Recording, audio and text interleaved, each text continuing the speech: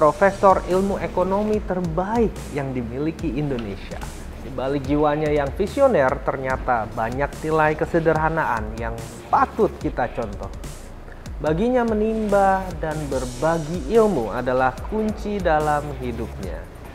Inilah Behind the Wheels bersama Profesor Renald Kasali.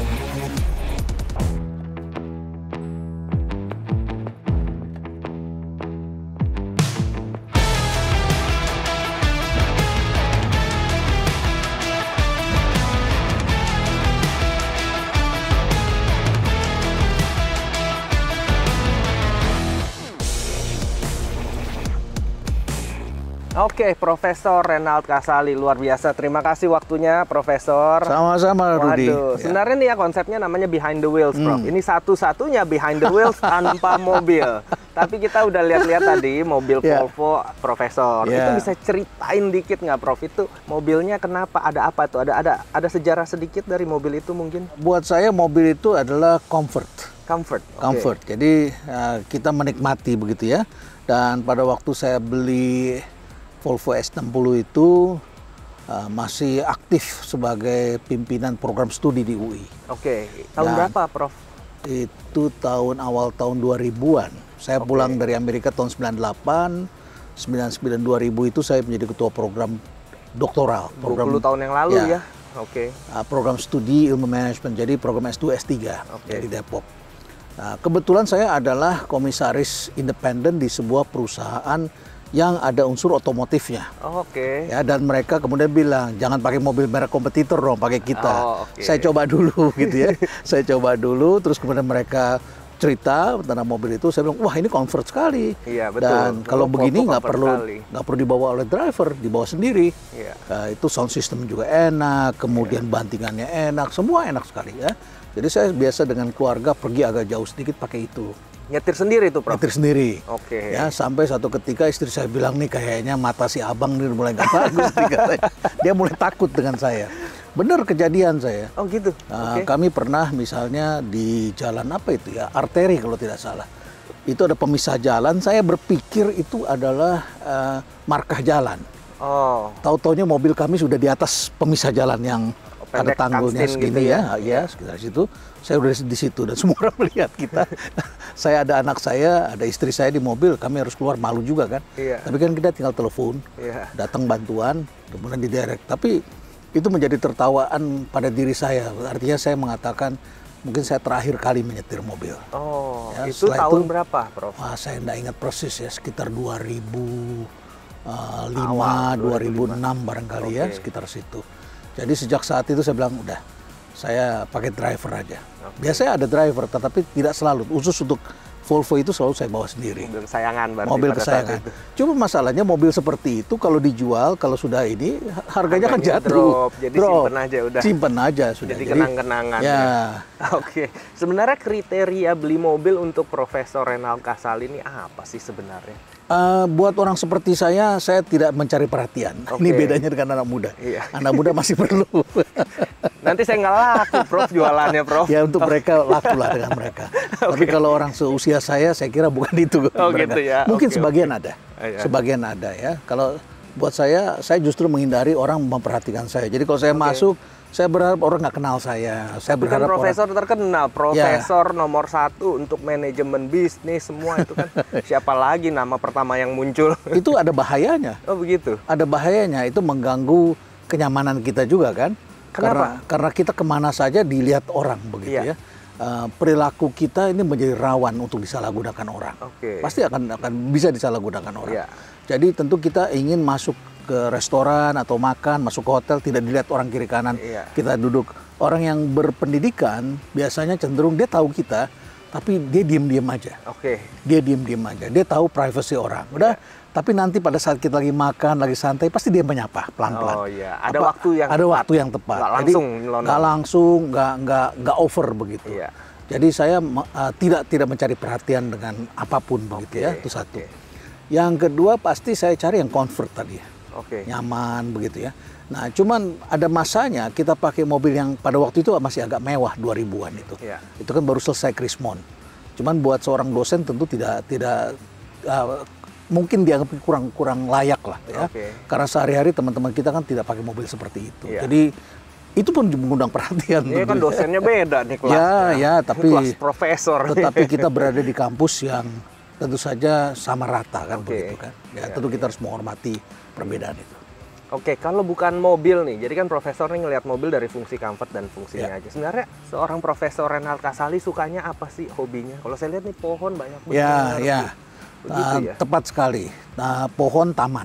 Pohon dan taman. Pohon taman. Jadi adem dong ya hidup. Ya, rumputnya banyak, anginnya bisa masuk begitu ya. Mataharinya bisa masuk, tapi pohonnya banyak. Ya. Jadi saya koleksi tanaman-tanaman langka ini, yang nama-nama jalan itu ada di sini. Oh gitu ya. Ini Kemang, Menteng. Oh, dikasih teman atau beli atau macam-macam. Ada yang datang orang bawa, ada yang kita cari, macam-macam itu. Yang kedua buku. Sudah pastilah buku. Baca buku ya. Baca buku. Buku walaupun ada e-book, tapi kita biasa cari bukunya, terutama bukunya agak klasik ya. Jadi pure banget ya, bener-bener yang pada saat itu orang kan nyari ilmu banget. Kalau sekarang kan orang nyari gaya begitu. Ya gayanya begini aja, gitu. Gayanya begini aja. Prof, ini saya mau tahu nih, kalau ya mungkin banyak ya kaum milenial atau kaum sekarang yang nggak tahu profesor. Kalau saya sih dari dulu mengagumi sekali nih profesor nih, maka saya ketemu nih luar biasa nih, waktunya udah dikasih buat saya aja nih, luar biasa lah, terima kasih sekali. Nah, profesor itu sebetulnya adalah gelar akademis dari suatu perjalanan karir, jadi bukan suatu kehebatan yang menurut saya sih biasa saja. Oh gitu, kan ini PhD, profesor, doktor juga berarti dipanggilnya dong. Tapi kalau kita berkarir sebagai tentara, tentu mimpinya jadi jenderal. Iya. Kalau kita berkarir di akademik, pasti mimpinya adalah menjadi guru besar, karena itu pangkat tertinggi. Oke, iya betul. Nah, coba diceritakan dikit, Prof. Dulu, jadi sekolahnya di mana awalnya? Langsung di Amerika apa di Indonesia? Saya di Indonesia. Jadi saya SMA saya di Menteng sini. Oh, Menteng ya. Kemudian saya S1-nya di UI. Baru setelah itu saya kerja, saya jadi wartawan. Setelah sekitar 5 tahun, saya kemudian bukan 5 tahun ya, lebih ya. 7 tahun kemudian saya kemudian ke Amerika, saya ngambil program master. Sambil master saya selesai, kemudian saya langsung masuk ke program doktoral di Amerika semua. Wah, ya, jadi S2, S3 saya di Amerika. Ini udah guru bangsa nih berarti profesor. Ya, guru bangsa itu kan Gus Dur ya, dan tokoh-tokoh lainnya. Kalau saya hanya akademisi. Oh gitu, akademisi aja. Apa sih yang buat profesor mau belajar terus, baca buku terus? Apa gitu? Maksudnya kan udah bukan cukup pinter lagi, udah pinter banget, ngapain baca buku lagi? Rudi, hari ini ilmu itu yang kita pelajari 30 tahun yang lalu itu udah nggak bisa dipakai sebagian. Sebagian nggak bisa dipakai, outdated, yes. Ya, jadi munculnya AI. Mana ada dulu big data? Mana dulu ada data science? Mana ada dulu cryptocurrency? Ya, kita tuh uang kertas, ya begitu ya. Dulu ada cek dan sebagainya. Mana ada itu dulu robot seperti sekarang, sosial media seperti sekarang. Mobil listrik dulu, mobil combustion engine. Jadi memang perkembangan zaman ini luar biasa. Apalagi ada metaverse sekarang. Ada NFT, sebuah gambar yang kita miliki secara digital, harganya bisa ratusan bahkan miliaran. Terjadi perubahan besar dan salah satu topik yang pernah saya angkat itu adalah kita harus waspada munculnya yang disebut useless generations. Jadi saya prediksikan ke depan itu orang kalau setelah kuliah 4-5 tahun ilmunya useless, tidak bisa dipakai. Bisa begitu karena muncul yang baru lagi. Betul. Muncul yang baru lagi. Oleh karena itu bukan pengetahuannya yang penting, tapi adalah sikap dari orang itu. Jadi fleksibilitas apakah dia mau belajar lagi, adaptasi, dia mau eksplorasi. Kayak Rudi lah. Kan Rudi ini explore kan? Explore. Setelah ini dapat apalagi ya? Kalau kamu diam di sini, ini mungkin akan hilang nanti. Apalagi kalau kita jadi redneck yang nganggep pokoknya ini yang benar. Nah itu yang ketika kita menganggap kita benar, justru kita salah, kan begitu ya, Prof? Akan ada akhirnya. Apalagi sekarang berakhirnya itu cepat sekali. Iya, betul. Cepat sekali. Sama dengan pengetahuan. Buku saya yang bestseller pada satu ketika, itu akan digantikan oleh buku-buku baru. Jadi saya harus berkarya lagi, cari lagi. Yang saya lihat Prof punya buku banyak mengenai disruptif. Berarti gangguan apapun yang secara sistematis atau besar-besaran secara tiba-tiba begitu ya. Berarti sebenarnya Prof ini orang yang bukan cuman mengerti tapi juga memahami perubahan dunia dan selalu berevolusi mengikutinya ya. Ya karena kita melakukan perjalanan. Jadi saya secara rutin itu melakukan perjalanan dan mengunjungi kawan-kawan saya. Ada di Harvard, ada di Yale, ada di macam-macam tempat. Ya, ada di Jepang, ada di Turki dan sebagainya. Saya kenal dengan beberapa provider teknologi. Ya, di China, di Amerika, kita datang, kita kunjungi, kita lihat apa yang mereka lakukan. Dan tentu saja saya punya mahasiswa yang muda-muda, jadi saya minta mereka explore. Explore dan ceritakan pada saya apa yang mereka alami. Masih mau dengerin cerita mahasiswa ya? Ya harus kita dengar, karena mereka ya pelakunya. Karena mereka pelakunya. Iya. Oke, Prof. Ini kenapa sih ada keinginan belajar terus dari orang tua atau orang tua profesor juga dosen atau apa? Oh enggak. Orang tua saya ya sama seperti orang tua Rudi. Dokter orang tua saya. Oh itu udah hebat itu. Udah hebat. Orang tua saya ketika saya diterima di UI, dia berpikir saya itu dokter. Oh gitu. Karena dia taunya UI itu kedokteran. Oh iya. Ya kan? Dan dia juga tidak tahu bedanya UI dengan UKI apa. Oh iya. Ya kan, orang tua zaman dulu kan begitu kan. Tapi apa dulu, pedagang atau apa orang tua? Orang tua saya dulu kerja di kapal, kemudian kerja di perusahaan asing, ya. Tapi setelah itu pergantian zaman dia kemudian istirahat, tidak bekerja lagi. Begitu. Jadi ya kebetulan kami sudah besar ya. Jadi belajar itu kan maunya kita. Saya sebetulnya juga bukan orang belajar yang kutu buku, bukan. Saya biasa pergi jalan-jalan, baca di jalan. Prinsipnya adalah membaca itu adalah suatu kesenangan. Senang ya, emang hobi berarti ya. Emang passionnya profesor di situ berarti ya. Emang tapi bukan berarti saya tidak bergaul gitu ya. Jadi kita kemanapun kita pergi ada waktu kita bisa baca ya kita baca. Kalau lagi capek ya enggak lah. Betul. Gitu aja. Nah kalau jadi dosen itu kan sulit ya untuk dalam tanda kutip untuk secara finansial bisa mungkin sustain atau makmur gitu ya. Sedangkan profesor ini kan seorang dosen tapi juga pengusaha juga yang usahanya juga jalan, sempat jadi komisaris BUMN juga. Lalu benar-benar itu bagaimana bisa seperti itu, Prof?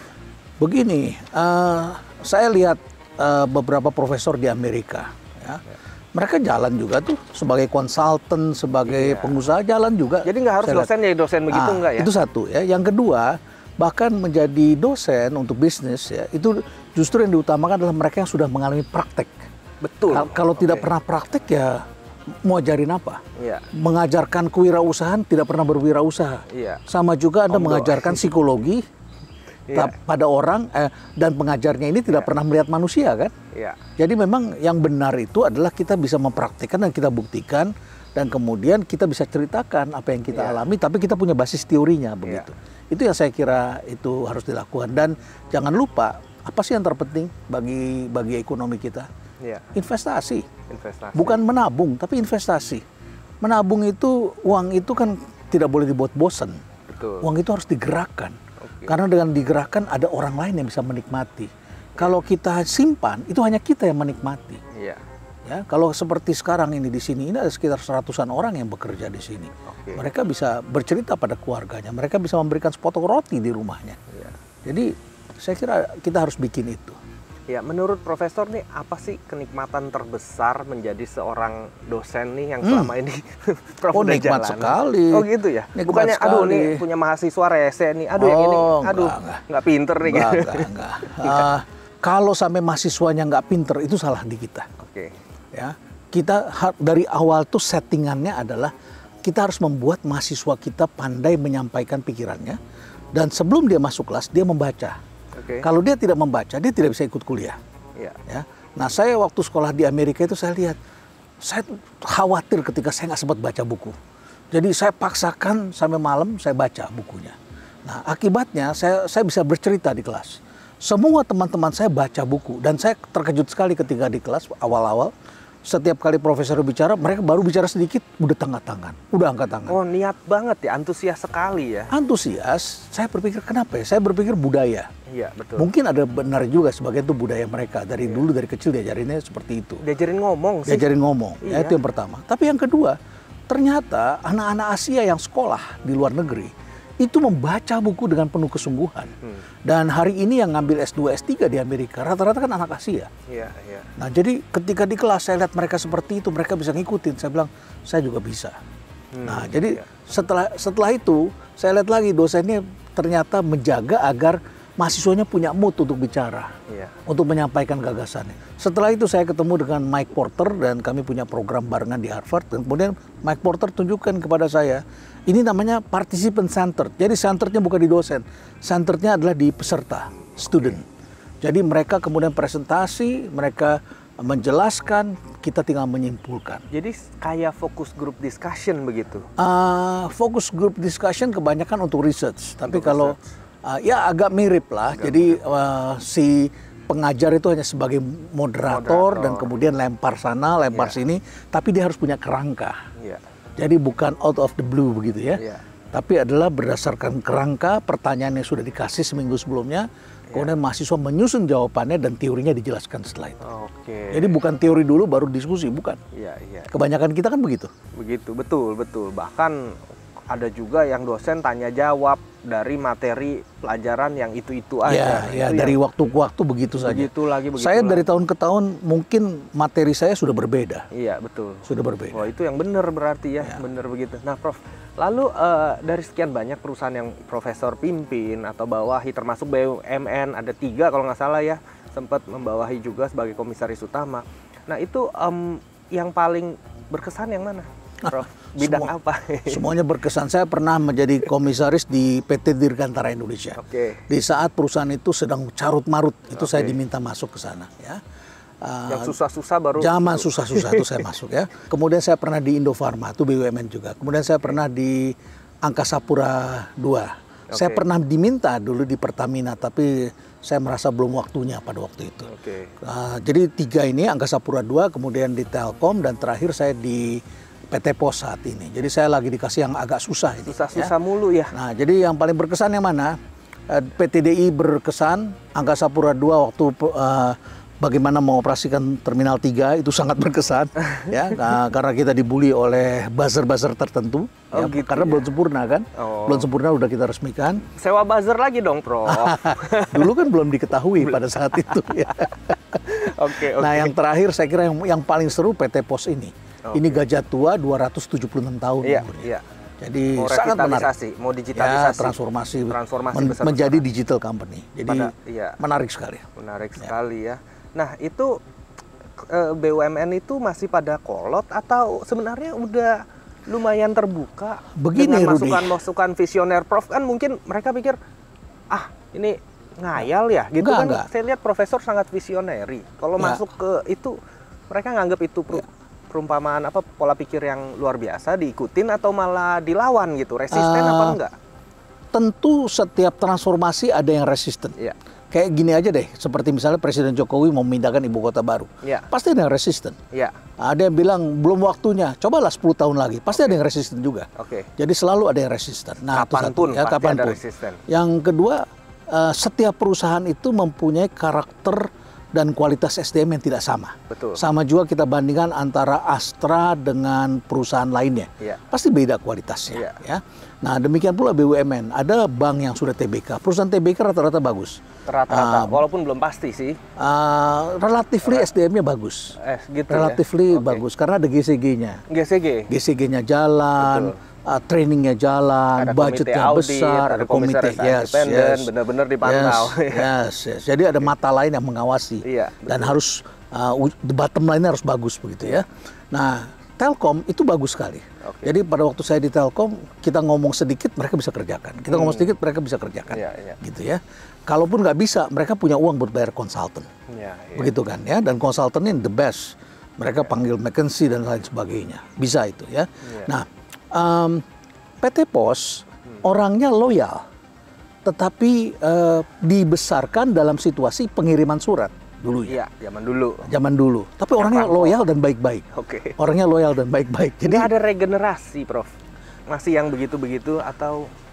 Ada regenerasi, tetapi juga ada pada masanya banyak pegawai harus diangkat sebagai pegawai. Jadi outsourcing harus diangkat dan sebagian pendidikannya tidak mencukupi. Tetapi karena pertimbangan tertentu pada waktu itu memang diangkat. Jadi ketika kompetisi berubah, tidak terperhatikan ke sana. Kan dulu monopoli. Dulu baik nggak ada masalah pos. Orang pos itu kan pejuang. Pejuang. Pos surat itu harus diantar sampai ke tempat yang pelosok sekalipun. Begitu ya. Jadi orang-orangnya karakternya memang orang baik di sana. Tapi tidak menutup kemungkinan di antara orang baik ada juga dong yang kurang baik. Begitu kan.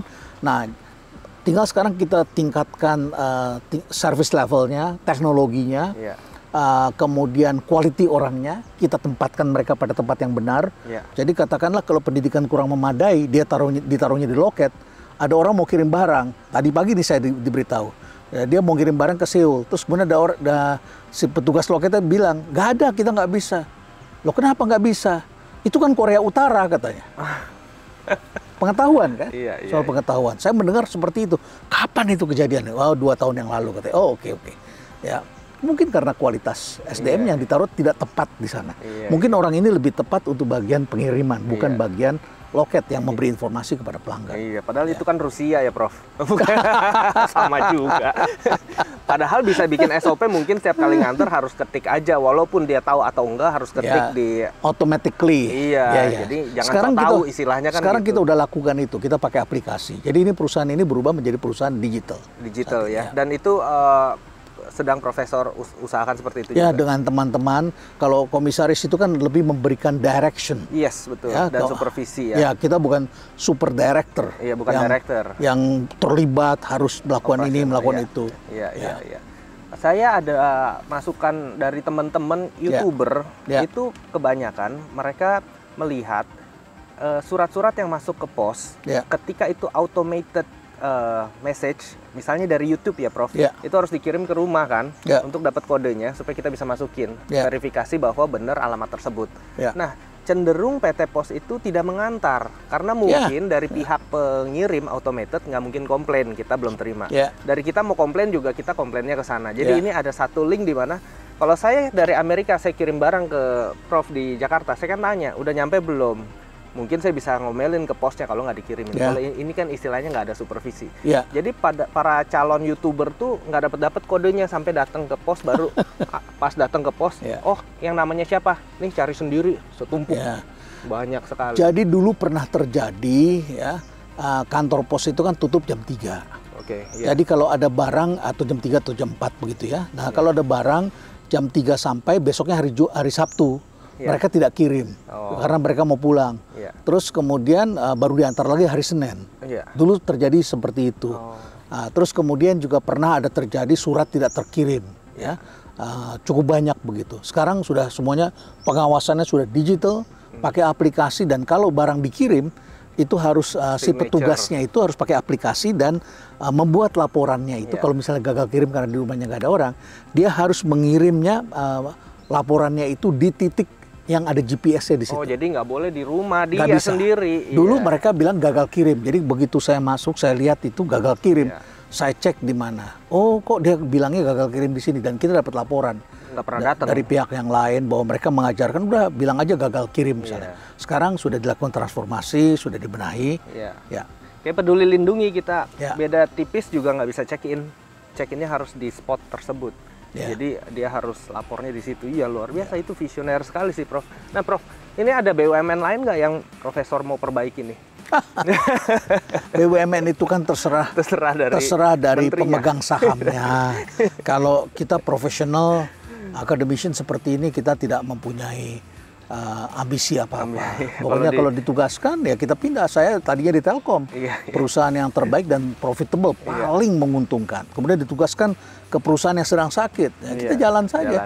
Jalan aja. Jadi kita menjalankan tugas. Kalau soal yang lain-lain ya sudah ada yang mengatur, begitu aja. Prof kan bikin buku terus nih, udah di atas 20 lebih ya, 30 ada kali ya. Masih ingat nggak Prof? Ada sekitar berapa? Segitu, nggak saya hitung lagi. Pada waktu sampai 25 saya masih hitung. 25 sampai? Ya, tapi setelah itu saya pikir capek juga gue ngitung. Yang paling laris yang mana Prof? Ingat nggak? Buku Change laris, makanya bisa bikin Rumah Perubahan. Rumah Perubahan ini dibuat berdasarkan hasil royalti dari buku Change. Ya.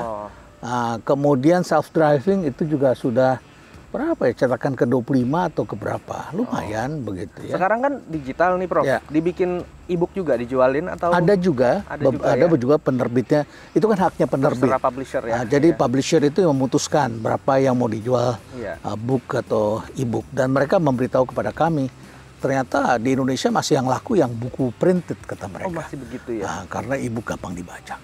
Oh gampang dibajak. Oh gitu. Prof, oke sekarang saya mau bahas ke ini, saya kan nontonin YouTube Profesor terus nih, ya kan? Karena dapat ilmu, saya kan nggak kuliah, Prof. Jadi saya mau nggak mau nontonin YouTube. Ya, tapi kamu sekolahnya dalam kehidupan. Waduh, kalau saya nonton YouTube-nya yang salah-salah, ntar jadi salah kan. Jadi saya nontonin YouTube-nya ya Profesor, kalau nggak TED Talk gitu kan, yang ada bobot dikit lah gitu kan. Kalau nonton Profesor udah kayak kuliah kita. Nah, mengenai flexing nih, Prof, ya kan, Prof? Nih, di YouTube pertama mulai, ya kita mau santai-santai sedikit, kata Prof kan. Kita mau bahas santai-santai, biasa bahasnya serius. Tapi ternyata itu booming nih, nggak santai. Saya juga tidak menyangka. Nggak menyangka ya. Karena dunia digital itu sekarang kaum milenial dan anak-anak muda follow sekali mengenai orang-orang yang pada flexing tersebut. Menurut Prof, flexing itu salah apa nggak? Flexingnya sendiri, konsep flexing itu sepanjang kamu lakukan dengan niat adalah untuk kamu menikmati hasil jeripayahmu, that's fine. Menikmati hasil jeripayah. Jadi orang itu kan di tempatnya Dedi kan saya jelaskan. Ada orang yang dia memang kaya bener. Dia menikmati. Apa salahnya sih? Ya kan? Tapi ada juga orang yang kaya sekali tapi hidupnya pelit sekali. Nggak salah juga. Ya, nggak salah juga, tapi capek juga, kan? Tapi capek. Capek ya. Ada lagi orang yang hidup kaya tapi dia sederhana saja. Iya, nggak salah juga. Nggak salah ya, sederhana tapi tidak pelit begitu ya. Nah, kemudian ada lagi orang yang belum mampu, tetapi dia menciptakan kondisi kepada orang lain untuk menunjukkan seakan-akan dia melebihi daripada yang dia ada. Dan itulah banyak dilakukan untuk penipuan. Oke, jadi sebenarnya yang penipuan itu adalah yang fake gitu ya, kurang lebih. Tapi kalau di Amerika tuh mereka kan bilang fake it till you make it. Ya, saya juga dengar itu. Iya kan? Ada fenomena di Amerika tuh orang sewa mobil apa sampai bergaul dengan orang-orang kaya beneran. Akhirnya mungkin jadi dikasih kerjaan. Dan sekarang dilakukan di Tiongkok, dilakukan di Hong Kong, dilakukan di Afrika. Seperti itu ya. Dan itu ya kejadian. Akhirnya orang tersebut nggak nipu, orang tersebut berhasil, sukses. Ada yang berhasil, ada juga yang nipu. Betul, ada juga yang nipu. Ada juga yang nipu. Betul. Nah, kalau konsep flexing sendiri sebenarnya jadi nggak masalah ya. Yang saya tangkap adalah yang penting tujuannya bukan menipu gitu. Flexing yang saya maksud itu judulnya kan kayak bohong-bohongan. Kayak bohong-bohongan. Jadi dia kaya sih. Tapi bohong-bohongannya lebih banyak daripada kaya benerannya. Oh, oke. Begitu ya. Dan itu digunakan untuk menarik. Untuk menjadi magnet kepada calon customer. Ya, kepada calon customer, dan kemudian akhirnya terjadilah proses penipuan. Oke, yang salah adalah itu. Tapi apakah Profesor menentang flexing? Untuk yang benar ya, misalnya contohnya ya emang beneran kaya, terus ya dia biasanya mungkin kasih lihat temen-temen sepantarannya yang yang memang orang kaya juga. Gue baru beli pesawat nih misalnya, gue baru beli mobil nih, yang mana temennya juga punya pesawat. Kalau kamu mendapatkan atau ingin menikmati dari hasil jeripayahmu, itu tidak ada masalah. Tidak ada masalah. Tidak ada masalah. Yang masalah tadi adalah yang dipakai untuk penipuan. Ujung-ujungnya karena ini kan sosial media dan kamera ini sekarang berada di abad editing, betul. Abad manipulasi. Betul. Dedi kemarin cerita sama saya nggak main TikTok. Terus kemudian dia bilang, gue pas ngeliat TikTok gila, muka gue bagus banget, begitu dia bilang begitu ya. Kameranya tuh bagus banget. Saya bilang nggak usah lu, Dad. Itu salah satu pembantu di rumah teman saya begitu. Dia dapat jodoh, ternyata sama-sama wajahnya sama-sama nggak asli, begitu kan. Jadi manipulasi sekali zaman sekarang, sangat mudah kok. Jadi Dedi secara nggak langsung mengakui sebenarnya dia jelek gitu ya, Prof. Tanggung jawab ya. Oke. Jadi flexingnya nggak masalah. Nah, Prof, Hotman Paris kan flexing tuh. Oh iya kan? Aduh, Lambo nih, Lambo begitu terus kan flexing mulu. Iya nih, klub gua nih besar, paling besar. Ini susah malah mengomentari lawyer, lebih baik saya tidak berkomentar. Dia kan flexing, dia pernah bilang di salah satu, saya lupa di mana, dia bilang itu pencapaian dia, semakin orang melihat dia, klien dia percaya bahwa ya lu aja sukses. Iya gitu betul, kan. betul. Itu ada teorinya. Jadi sebenarnya flexing ini merupakan signaling. Betul, signal. Yang realnya begitu. Kan saya jelaskan ada 3 nih. Betul. Yang satu disebut experience, yaitu pengalaman. Jadi kita bisa menebak nih kopi enak apa enggak karena kita coba, kita taste it ya. Teh, kopi itu harus di taste gitu ya. Kemudian yang kedua adalah credence. Kita nggak tahu jasa ini bener apa enggak sih. Maka kita pakai sertifikat kita. Hotman Paris larinya doktor dari dia dokter hukum ya, dari salah satu kampus terkenal misalnya gitu. Itu sertifikat. Jadi dia memang bagus misalnya. Dan yang ketiga itu adalah tadi pencapaian.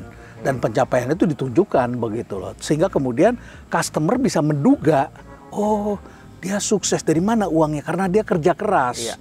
Begitu. Itu ada yang ketiga seperti itu. Ya, inilah yang sebetulnya disebut signaling dengan consumption, yang conspicuous, yang ditonjol-tonjolkan seperti itu.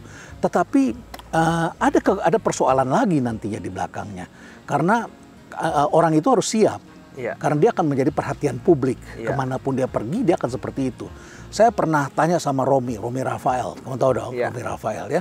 Rom, kalau pergi kemana-mana seperti gini, saya tetap harus begini, pakai hitam-hitam, pakai tutup kepala begini, di sininya pakai apa begitu. Kenapa begitu? Karena orang sudah lihat saya seperti sehari-hari seperti itu, di TV seperti itu. Dia expect ketika saya ketemu akan seperti ini. Dia mengatakan kepada saya 10 tahun yang lalu. Oh, kayak begitu ya. Dia mengharapkan orang seperti itu. Ada orang yang melakukan seperti itu. Tetapi bagi sebagian orang lain lagi, yang saya katakan bahwa orang yang kaya itu adalah dia perlu privacy. Dia perlu privacy. Ada kalanya kaya itu juga beresiko tinggi. Kamu anaknya bisa diculik orang, ya. Harus siap-siap lah menghadapi seperti itu. Saya datang ke rumah. Ada yang datang ke rumah, datang ke showroom dari pagi sampai sore, datang ke kantor, datang ke rumah, ada. Betul. Nah, tapi tentu harus siap kan menghadapi hal seperti apakah itu. salah memilih jalan seperti itu? Maksudnya terkenal kan ya betul. Ada orang kaya yang mungkin ya seperti yang Prof bilang poverty screams, apa namanya, wealth whispers begitu kan. Nah ada yang begitu kan, tapi kan kalau kita berpatokan seperti itu, ada juga memang orang kaya yang beneran kaya yang scream juga, bener kan? Apakah salah? Gitu. Kamu masuk yang mana? Saya belum kaya, Prof, masalahnya, Prof. Kamu pedagang ya, saya jualan pedagang, ya? Prof. Saya belum kaya. Yang penting kan tidak menipu. Betul, yang penting tidak menipu. Jadi yang kita persoalkan adalah yang menggunakan itu untuk penipuan. Yang menggunakan untuk menjerat. Jadi mungkin dia benar dia kaya, tapi dia gunakan itu untuk menyedot, menarik dana masyarakat, menarik uang orang lain segala macam begitu. Jadi kekayaannya itu adalah atas penderitaan orang lain. Itu kamu bisnis apapun, mau kamu flexing atau tidak, ingat harus ada ethics, harus ada kejujuran. Karena kamu berbisnis bukan hari ini, ya kan. Orang tua mungkin pernah mengajarkan, saya yakin Rudy pasti pernah diajarkan orang tua, jaga kepercayaan, jaga nama baik. Yang bisa kamu bawa adalah nama baik. Itu yang perlu dijaga. Jadi apapun yang kamu lakukan adalah ethics. Betul. Nah sekarang kan banyak nih dalam tanda kutip crazy rich, Prof ya. Saya juga dipaksa dalam tanda kutip dibilangnya crazy rich. Padahal saya selalu bilang saya crazy person, bukan crazy rich. Malu sama yang crazy rich beneran, saya bilang kan begitu. Nah karena banyak mungkin ini konsumsi yang sangat dinikmati oleh masyarakat, netizen. Kalau crazy rich itu dilihatin, di follow cara hidupnya bagaimana. Itu sebenarnya menurut Profesor fenomena munculnya crazy rich ini baik apa enggak sih? Bener apa enggak sih? Banyak gak benernya? Banyak gak benernya? Oke. Lebih baik bagaimana? Lebih baik adalah pertama begini loh. Kita harus punya nilai-nilai dalam hidup. Ya. Misalnya ya. Kamu tidak bisa hanya fokus pada dirimu sendiri. Oke, kamu ingin menikmati. Misalnya sekarang pandemi. Orang banyak susah. Sementara kalian tampil di televisi dengan konsumsi yang ditonjol-tonjolkan seperti itu. tidak semua orang bisa menikmati seperti kita. Betul. Kita juga harus punya empati sosial. Betul. Empati itu bukan, gue juga bagi-bagi duit loh. Ya. Tapi lo bagi-bagi duit untuk di show begitu. Ya. Untuk bikin konten, kan beda dong. Niatannya beda dong, ya kan? Lo makan di pinggir jalan makan bakmi. Enak. Tapi enaknya buat bikin konten. Ya. Saya yakin yang orang itu makan dengan yang saya makan beda dong rasanya. Ya. Saya makan karena memang enak begitu di tempat itu, gitu ya. Akan berbeda. Jadi ketika kita melakukan sesuatu, kita juga harus memikirkan orang lain. Ya. Kita mengkonsumsi bukan hanya karena diri kita, jangan hanya fokus pada diri kita, tapi kita juga harus fokus pada apa yang dirasakan orang lain. Ya. Oke, jadi pada hal tertentu kita juga harus mengontrol diri kita. Oke, nah di samping tentu saja kita juga harus menjaga agar jangan sampai itu menjadi kebiasaan buruk di kita. Ya. Yang namanya pendapatan, Rudy, itu tidak selalu akan bergerak naik ke atas. Ya. Suatu ketika kita juga akan mengalami kesulitan. Ya. Ada masanya pendapatan kita juga turun. Sejalan dengan umur juga. Ya. Pada umur tertentu ya saya bersyukur sih pada usia sekarang saya masih bisa membiayai karyawan saya. Saya masih bersyukur. Ya. Tapi ada orang juga yang tidak bisa karena pendapatan itu polanya seperti ini. Ini ketika kita masih di bawah segini ya.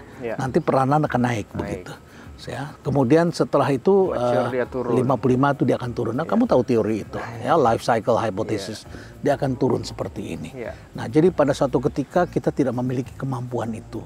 Dan apa yang harus kamu lakukan? Kamu juga harus mendidik anak-anak kamu. Kalau kamu dari muda sudah mendidik anakmu seperti itu, anakmu akan menjadi orang yang gampangan konsumsi. Dia tidak mengalami perjuangan. Bapaknya mengalami perjuangan. Sehingga dia bisa berhasil kerja keras, dia bisa berhasil seperti itu.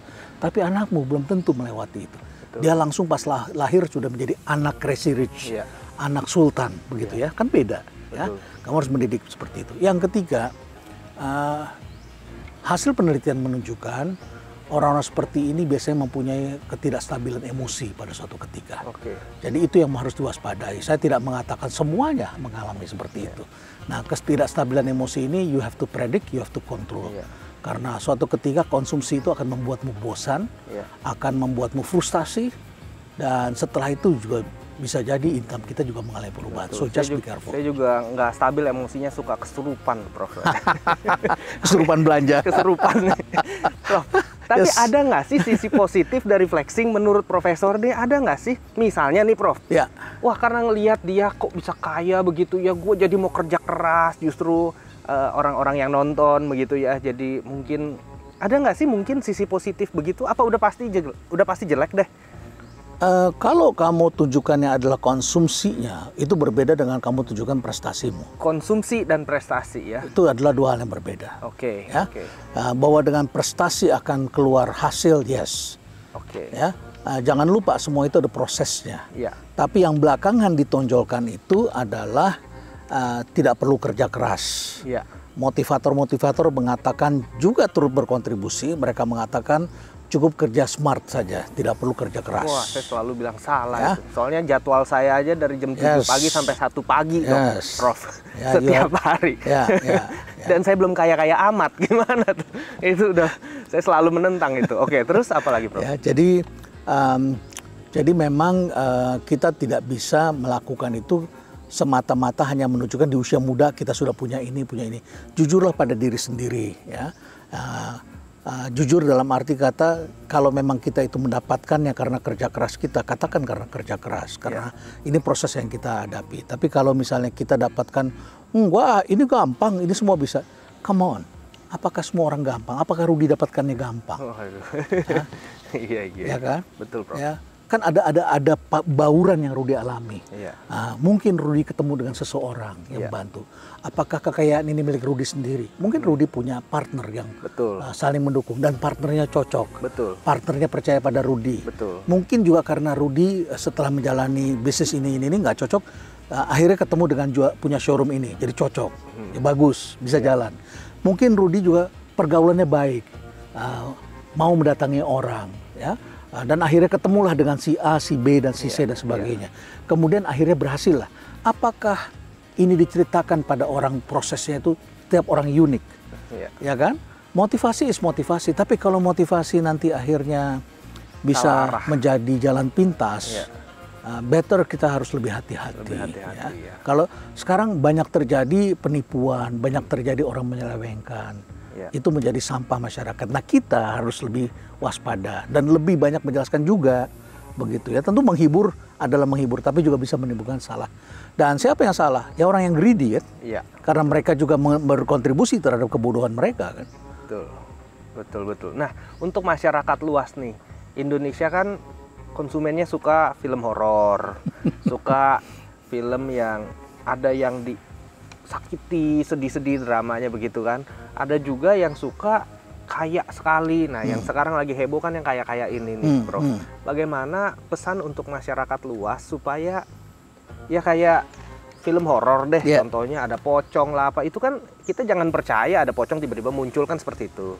Mungkin orang kaya yang sekarang tiba-tiba muncul seperti itu juga mungkin ada yang bisa dipercaya, ada yang enggak juga. Nah ini bagaimana pesan untuk masyarakat luas menyikapi mengenai fenomena ini, Prof? Ini kan masuknya di alam bawah sadar, Rudi. Bukan masuk di alam sadar, bukan masuk di pengetahuan.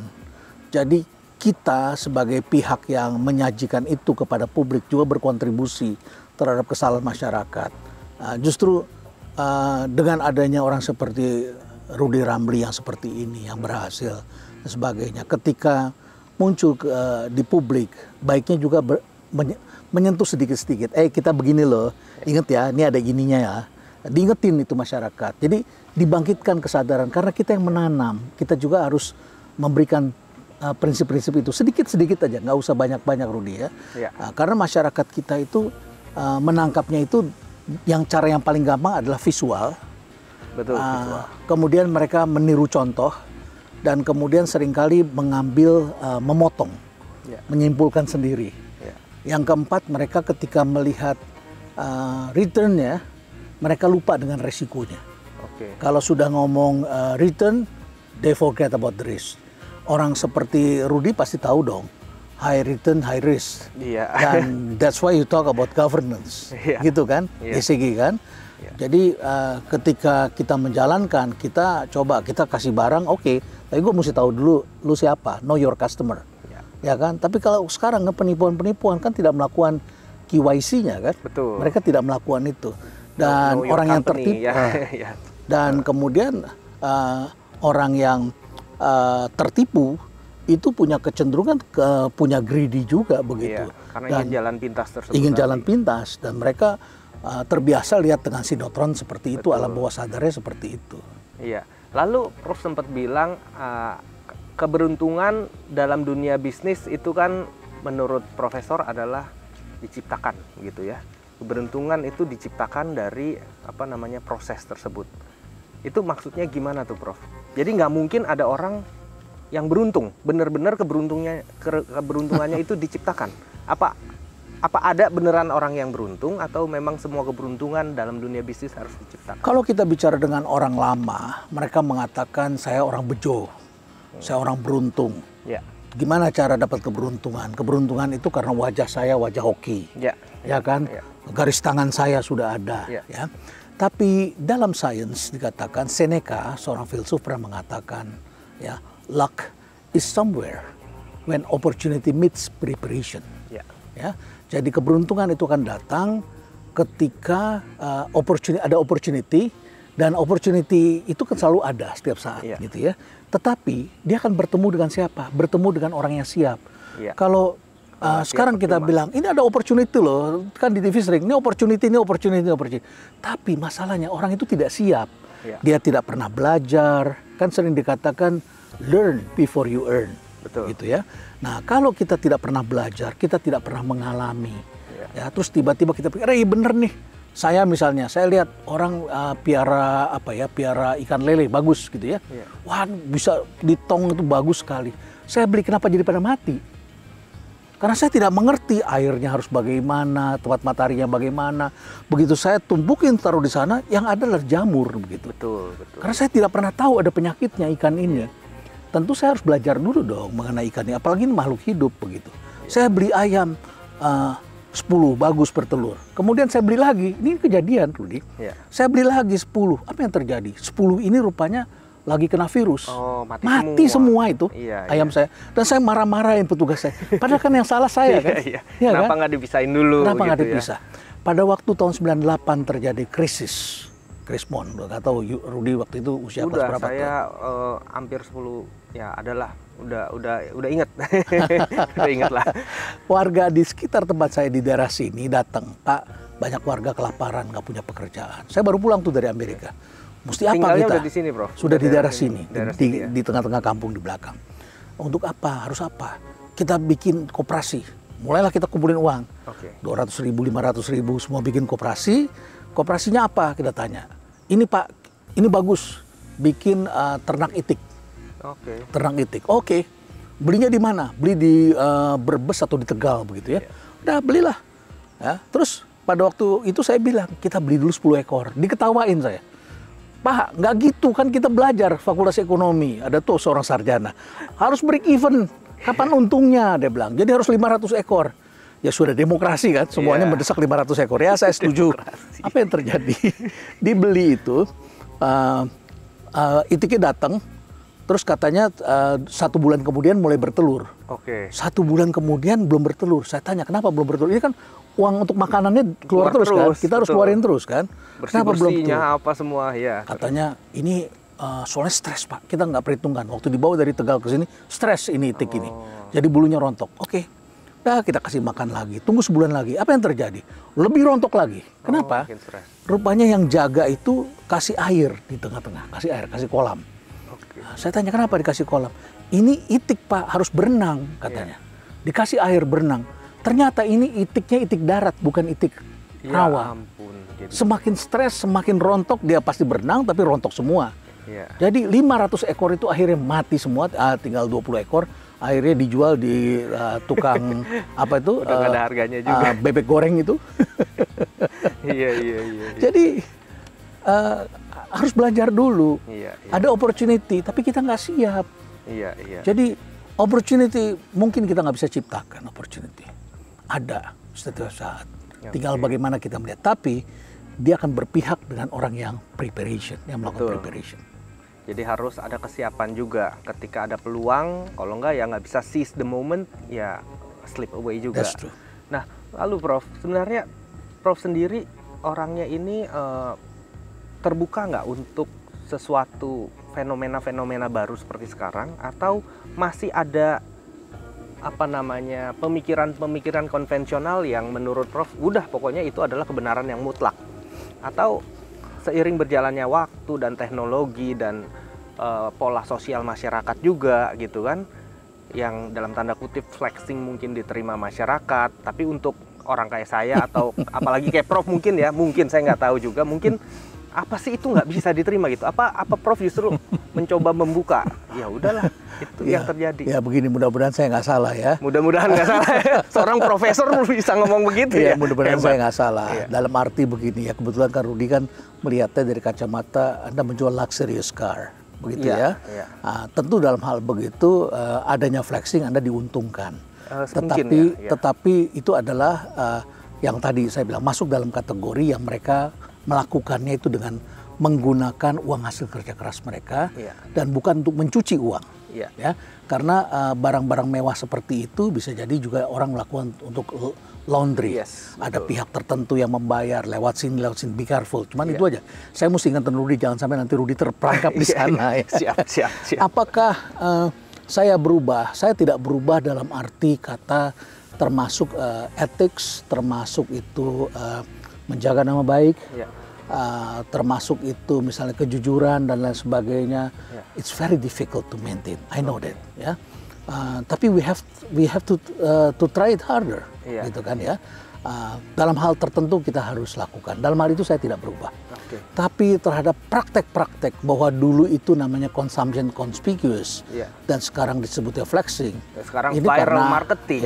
Yang mana orang nggak terkenal dalam satu hari karena bilang oh ini barang murah padahal mahal, atau beli satu padahal beli satu gerobak dan sebagainya, itu kan suatu terus terang kayak MLM. Mungkin ada orang yang lihat MLM tuh nggak bagus. Menurut saya pribadi Prof, MLM adalah suatu pola marketing yang luar biasa jenius sebenarnya. Nyuruh orang bawah beli, yang atas dapat duit juga. dan seterusnya. Ini jenius sekali pola marketing. Sepanjang itu ada barangnya itu jenius. Betul. Tapi kalau itu money game, Ponzi jadinya. Itu nggak benar. Itu masalah ethics. Viral marketing atau flexing ini yang bisa membuat suatu pola marketing yang biasanya dijalankan secara branding perlu 10 tahun, bikin brand positioning dan sebagainya. Ternyata dalam satu malam, satu Indonesia tahu. Bukankah itu suatu pola marketing yang jenius juga, Prof? Ya, seandainya itu dilakukan dengan untuk mendapatkan customer yang tepat dan mendapatkan yang tepat. Bukan buat nipu. Ya, bukan buat nipu. Tapi selalu ada by produknya kan? Ada by produknya. Bikin branding pun ada by produknya. Ada yang menipu juga, ada yang melakukan dengan cara tidak ethical branding juga ada. Seperti itu. Jadi apapun juga. Apapun juga di dalam market itu selalu ada orang baik dan ada orang yang niatnya kurang baik. Iya, betul. Ya, dan semua sangat terpulang dari bagaimana kita menjalankannya dan menjaga prinsip-prinsipnya. Oke. Pertanyaan terakhir, Prof. Begini banyak pencapaian, Profesor udah mimpin begitu banyak perusahaan, pengetahuan luar biasa, menjadi satu acuan saya dalam belajar manajemen dan bisnis nih, Profesor, dari dulu. Ini apa sih yang masih ada target Profesor yang belum tercapai mungkin? Saya kira semua orang guru itu ingin menyaksikan, ingin diberikan kesempatan untuk melihat anak-anaknya berhasil. Ya, anak-anaknya siapa? Anak-anaknya yang pernah dia didik. Ya. Saat ini saya melihat baru sebagian yang berhasil. Berhasil dalam arti banyak duit atau berhasil karena orang melihat keberhasilan kan mungkin berbeda-beda, Prof? Ya, berhasil itu tentu berbeda-beda, pasti berbeda-beda. Ada yang berhasil dia menjadi leader dalam industrinya. Ya. Ada dia belum punya uang, belum punya uang, bahkan disebut-sebut sebagai orang yang berhasil di media, tapi kemarin minta uang sama saya. Ya. Tapi saya lihat dia berhasil. Dia happy mengerjakannya, dia punya kontribusi dalam society. Ya. Anyway, dia adalah bisa mandiri, kelak akan bisa mandiri. Kita sudah melihat track recordnya. Kita bisa melihat mereka akan menjadi orang yang memberi kontribusi yang besar bagi bangsanya, bagi orang lain, begitu ya. Nah, itu yang saya kira saya masih ingin melihatnya. Ya, sudah ada beberapa, tapi saya ingin lebih banyak lagi menyaksikan itu. Luar biasa sekali. Jadi jangan lihat ini adalah hasil kerja dari banyak orang dan kami ini social enterprise. Jadi bukan kemasan, bukan bungkus, tapi kita harus melakukannya untuk memberi kontribusi. Prof, ini ada pertanyaan dari Instagram tapi Prof, boleh ya saya tanyain ya Prof ya. Ini ada sedikit aja pertanyaan dari Instagram nih Prof. Nih. Nah, Prof, ada pertanyaan dari @wira_knwr53. Yang sekarang rare dan di masa depan hilang itu apa menurut Prof? Kan udah ada shifting begitu banyak. Nah, masa depan maksudnya rare itu yang adalah sekarang udah jarang, apalagi di masa depan mungkin akan hilang. Itu bagaimana, Prof? Akan hilang? Iya. Bukan jarang, malah masih banyak. Oh, masih banyak. Nah, katakanlah sekarang kita lihat customer service itu akan hilang. Bankir yang kita kenal itu akan berubah wujudnya, ya. Apalagi ya, mungkin pekerjaan buruh akan berkurang 50%. Pekerjaan buruh akan digantikan, jadi karena biaya robot turun murah, 60%, sedangkan biaya tenaga kerja naik terus. Jadi pekerjaan-pekerjaan itu akan berkurang. Yang justru banyak menarik adalah bicara tentang pekerjaan yang akan muncul. Itu banyak hal yang pekerjaan menarik. Baru ya. Pekerjaan baru itu abundant sekali, kesempatan baru. Di dunia digital terutama tuh. Saya kemarin tuh ketemu dengan anak-anak muda, saya bilang, gila ya, lu bikin kayak begini, saya bilang. Itu dulu perusahaan ini punya 500 orang customer service, customer contact. Sekarang habis diganti pakai robot semua. Namanya pun nama cewek-cewek cantik. Bank BRI pakai nama Sabrina, di perusahaan lain namanya Jema dan sebagainya. Nah, cewek-cewek cantik. Orang ketika bertanya, dipikir ini cewek beneran, nggak taunya robot. Chatbot begitu kan. Betul, memang chatbot dengan indikator tertentu dia akan membalas. Jadi sesungguhnya akan terjadi pengurangan dalam waktu dekat sejumlah pekerjaan. Berikutnya nih dari Literary 135. Wah, binary option apa harus kena hukum, Prof? Menurut saya ya. Iya. Menurut Tapi saya. Prof, pertanyaannya adalah binary option di negara binary option itu ada, let's say di Amerika, yang mana melegalkan judi lah ya, let's say, itu kan sah di Amerika. Di Indonesia karena belum legal, nggak tahu nanti ke depannya legal apa enggak. Itu kan jadi kebenaran itu kan berbeda-beda, Prof, di Amerika dan di sini. Menurut Prof sendiri? Ya kalau kamu ingin mengatakan itu judi, katakanlah itu judi. Misalnya. Sehingga mereka yang datang tuh memang niatnya untuk berjudi. Ya. Orang yang pergi ke Vegas atau pergi ke Macau, niatnya berjudi, nangis dia nangis itu, tapi dia tidak pernah mengajak orang lain bahwa dia tertipu. Tapi kalau kamu katakan ini adalah trading atau investasi, that's different. Oh, jangan memanipulasi binary option menjadi sebuah investasi, begitu maksudnya ya? Oke. Kamu main juga di binary? Enggak. Saya yang pasti-pasti aja, Bro. Saya orangnya agak kolot dan konvensional. Selama ada exit strategi, saya baru berani masuk. Kalau ya gitu. Oke, ini benar-benar terakhir sekali dari Ardani 63. Tips jadi pebisnis muda. Nah, singkat aja, Prof. Pertama, di usia yang sangat muda, ikut dulu sama orang, lihat apa yang mereka lakukan, lihat bagaimana mereka berpikirnya, tidak usah terlalu lama, tapi setelah itu kemudian jalankan yang kamu kenal. Kalau belum kenal, kenali dulu industrinya. Setelah itu kemudian jaga nama baik, jaga nama baik. Nah, untuk bisa menjadi berhasil, tentu harus ada langkah-langkah berikutnya, kuasai konsepnya. Rudy misalnya jual mobil. Rudy kan tahu siapa yang pakai mobil ini. Mengapa berteman dengan Raffi Ahmad? Pasti karena Rudy tahu Raffi Ahmad adalah seorang entertainer yang duitnya paling banyak. Oh iya, ya kan? Belanja mobil lagi nih dia. Kalau dia beli mobil, dia pakai, kan orang teman-temannya akan tanya, beli sama siapa lo? Beli sama Rudy. Coba, Rudy kan tahu siapa yang harus didekati. Profiling ya. Jadi konsep-konsep itu harus kita kuasai. Kita harus tahu bagaimana menjualnya, pricingnya tepat, dan mereka percaya sama Rudy. Ibaratnya kalau mobilnya ada cacat atau ada kerusakan atau apa, gue gak mau ribut, balikin, gue kirim lo yang baru, kan begitu kan? Rudy jaga kebaikan, jaga nama baik, begitu ya. Harga, gue gak main-main ya. Lu untung, gue juga untung, sama-sama senang, begitu. Jadi prinsip-prinsip itu tentu dijaga. Begitu, berbisnis itu adalah long term game buat seorang pebisnis. Bukan main sepak bola yang kata Simon Sinek 2 kali 45 jam, short term game. Kalau main 2 kali 45 menit selesai, tahu siapa menang, siapa yang kalah. Tapi ini this is your life, ya kan? Bisnis, kamu harus jaga nama baik.